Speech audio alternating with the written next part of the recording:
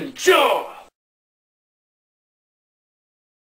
Knowing Andrew is a lot like delving into the mysteries of the universe, which in Thinja lore, you are always encouraged to go deeper into your understanding of the universe.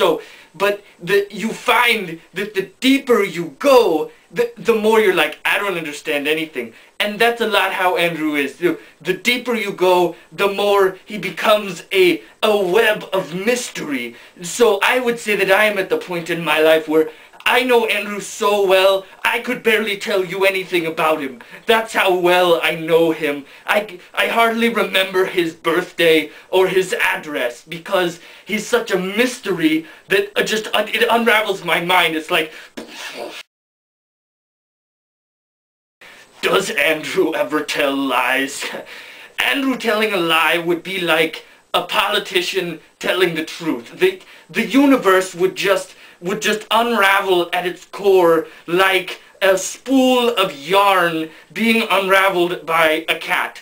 And then it would just explode and you would just have fragments of the universe drifting off into alternate planes of reality. That would be what would happen if Andrew told a lie.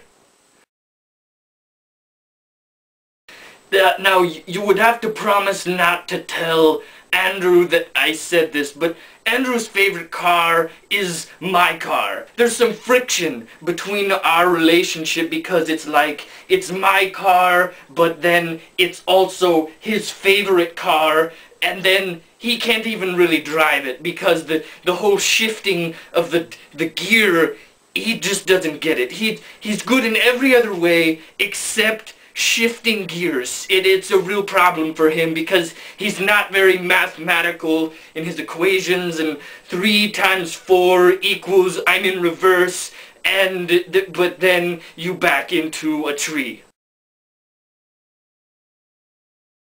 Look, he just is, okay? That you have the greatest the best way I could explain it is with like a picture of like, this is you, but this is Andrew, and you're walking along and you meet up with Andrew and you're instantly humiliated just by coming into contact with him because he's so above everything that could even be conceived in terms of greatness, and it's also his hair is nice. So that would be how I would say you could completely come to an understanding of how great Andrew is if you met him, you're just immediately like a puddle on the floor of humiliation and agony and torment of realizing you will never be even a fraction of how great Andrew is. That would be what I would say.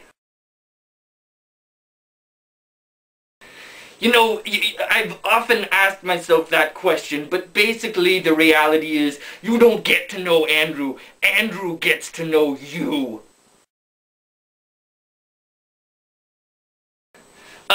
I would say probably a cat. Andrew is like, he's so spry, and you never know which direction he's coming from. So whereas most inanimate objects are like rocks and trees and flowers, Andrew is cat-like in his ability to turn inanimateness into just action and intense, just coming at you from every different direction, and you're like, oh my god, there's Andrew, but you would expect him to only be like a rock which just sits there, but then he bounces immediately over and over again over your dead body.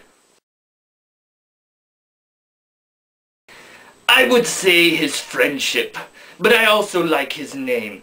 Andrew, Andrew, Andrew, Andrew, Andrew, Andrew, Andrew, Andrew, Andrew, Andrew, Andrew. Happy birthday. I look forward to killing you soon.